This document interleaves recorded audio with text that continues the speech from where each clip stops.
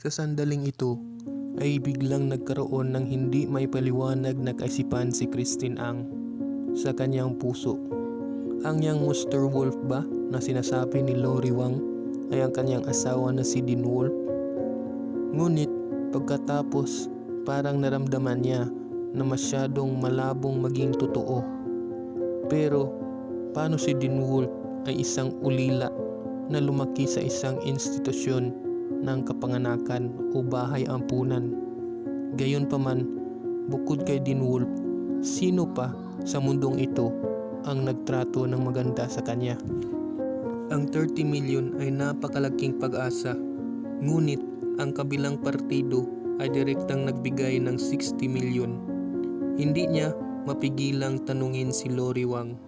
Sinabi ni Christine Ang, "Miss Lori Wang, maaari ko bang tanungin kung ang pangalan ba ng chairman mo ay si Dean Wolf?" Bumuntong hininga si Lori Wang. Sa kanyang puso, ang young master ay nagsasabing hindi ibunyag ang kanyang pagkakakilanlan at nagsabi na ang kanyang apelyedong Wolf lang ang ipahayag sa labas ng mundo.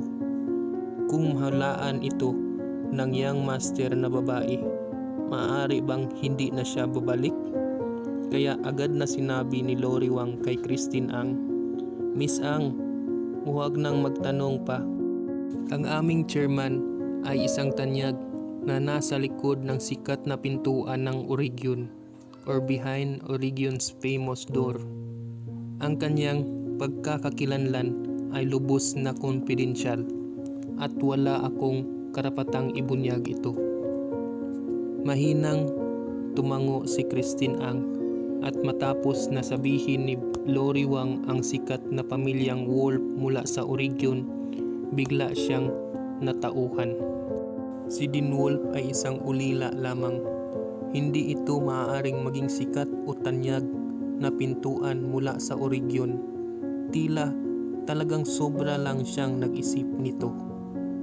Nang siya ay lumabas sa tanggapan ni Lori Wang, hindi pa rin makapaniwala si Christine Ang. Ang hawak niya ay 60 million. Kasunod nito ang kooperasyon sa pagitan ng pamilyang Ang at World Class Group.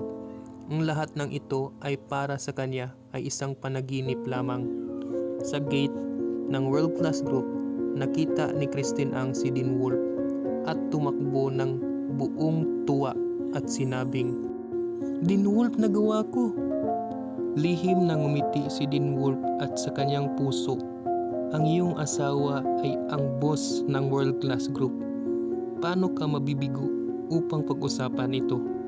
Gayunpaman, nagkunwari siyang nagulat at sinabi ni Dean Wolf, "Paano mo napag-usapan ang isang mahirap na proyekto, asawa ko? Nakakamangha ka talaga." At agad na sumagot si Christine Ang, "Oo, hindi ito galing sa aking kadakilaan. Ito ay simpleng regalo lamang mula sa World Class Group." At sumagot si Dean Wolf, "Ano? Bakit mo nasabi yan?" Natakot si Christine Ang na baka masabi niya ang tungkol sa chairman ng World Class Group at baka magsiselos si Dean Wolf, kaya dali-dali niyang sinabing, "Ay, mahabang kwento ito. Pumunta na tayo sa kumpanya at sabihin sa lahat ang mabuting balita." Tumawa si Dean Wolf at sinabing, "O sige, sa oras na ito, ang bastardo na si Harold Ang kailangan niyang sumunod sa aming kontrata sa pagtaya at lumuhod at katukin ang kanyang ulo para sa akin." Tumawa si Christine Ang at sinabing, "Karaniwang siyang may mataas na antas na mata at mapagmataas, kaya dapat siyang turuan ng isang leksyon." Sa katunayan, si Christine Ang ay mayroon ding pagtitimpi kay Harold Ang. Sa kadahilanang palagi silang dinadaon ng kanyang asawa sa bawat posibleng paraan, ngayon nakakuha sila ng isang kooperasyon. Nais talaga nila na pigilan ito sa hinaharap. Makalipas ang 10 minuto, ang dalawa ay dumating sa Ang's Group. Sa meeting room, lahat ng pamilyang Ang ay kakaiba ang hitsura. Alam nilang lahat na si Christine Ang ay nagpunta sa world class group ng kinaumagahan, ngunit hindi naniniwala ang lahat na kaya niya ito at naghihintay silang lahat na makita ang kanyang mga biro.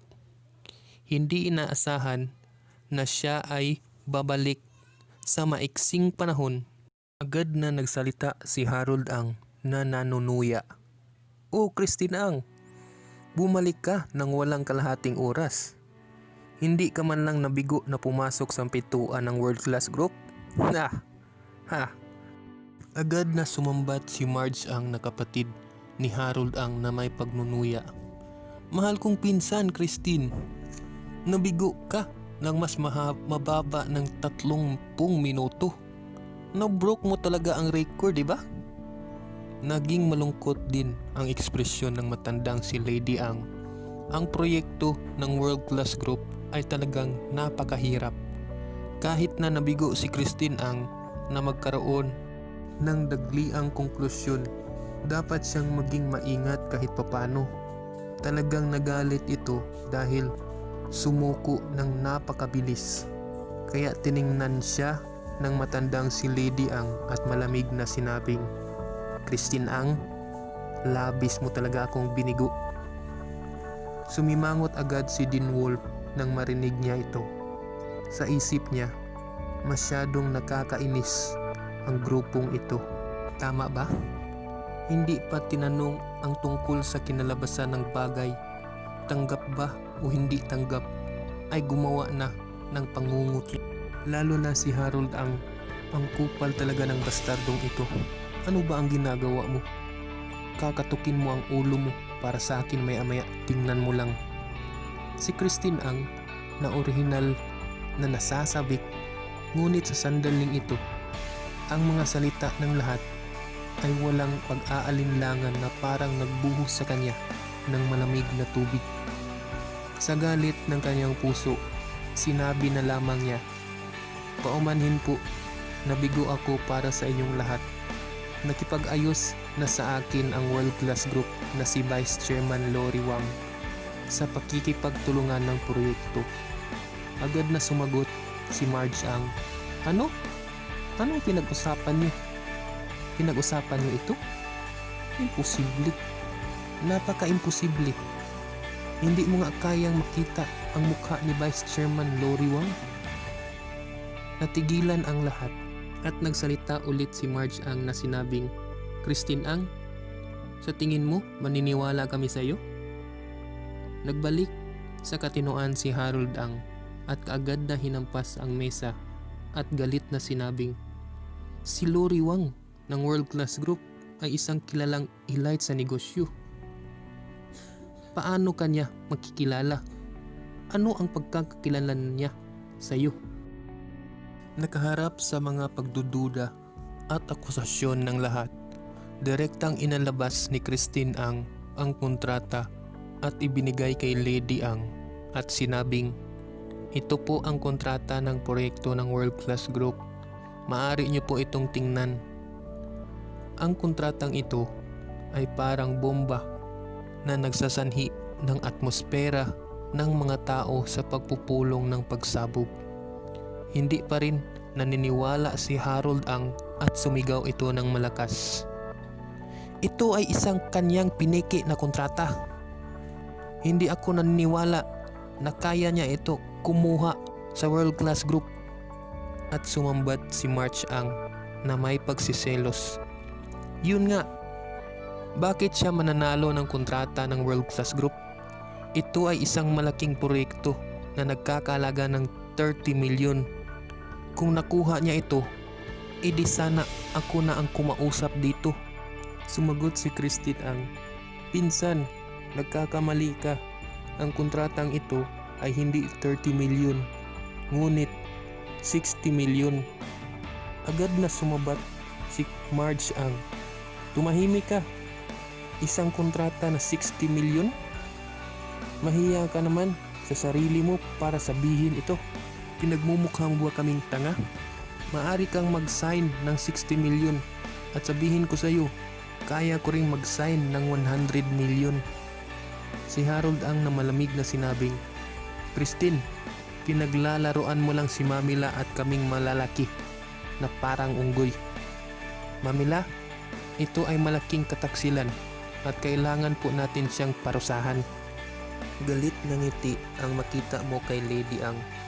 Nadama niya na 90% ng 30 milyon ay walang halaga kung pagkalipas ng kalahating oras na pagbalik ni Christine Ang ay pumirma ng 60 milyon. Sa isip ni Lady Ang, hindi ba tinatrato nito ang kanyang sarili bilang tanga sa harap ng maraming tao? Siya ba ay magiging ulo ng pamilya para sa wala? Ang ganitong uri ng walang prinsipyong supling, kung hindi ito matataboy, paano makatayo ang pamilya sa hinaharap? Nag-alala ang matandang Lady Ang at sinampal ang mesa at sumigaw. Christine Ang, pumunta ka sa personnel department at magpasa ng pamamaraan ng pagbibitiw para sa akin. Natigilan ang ekspresyon ni Christine Ang. Sa isip niya, nababaliw na ba ang mga taong ito? Nabuksan at tingnan ang kontrata. Maaari ba silang mapagod? Sa sandaling ito, biglang may sumigaw. Lintik! Ang opisyal na account ng World Class Group ay naglabas. Ang 60 milyon na kontrata ay totoo. Ang lahat ay nagulat. Pagkatapos, lahat ay nagmadali na kumuha ng kanilang mga cellphone o mobile phone at pumunta sa opisyal na account ng World Class Group. At ang lahat ay nagsabing talaga.